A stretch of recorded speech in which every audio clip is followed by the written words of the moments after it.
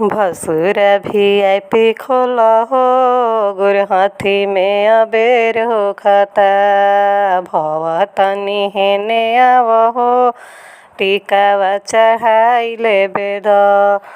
टिकावा चढ़ाई लेबे द सखी, भव तनी हेने आव हो, कि हारवा चढ़ाई लेबे द। भसुर तुहु काहे आऊँ जाइल बड़ हो, कि सखी सबके जुट जाए द। सखी सबके जुट जाए द, चौका पे बैठ जाए द। पापा जी के आ लेबे द, कि सखी सबके जुट जाए द। भसुर VIP खोला हो, गुर हाथी में अबेर हो खाता। भव तनी हेने आव हो, चैन चढ़ाई लेबे द।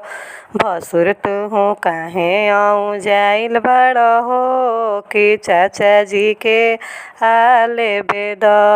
कि भसुर तुहु काहे आऊँ जाइल बड़ हो, कि भैया जी के आ लेबे द।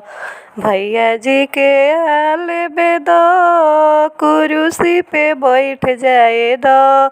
कि सखी सबके जुट जाए द, कि सखी सबके जुट जाए द।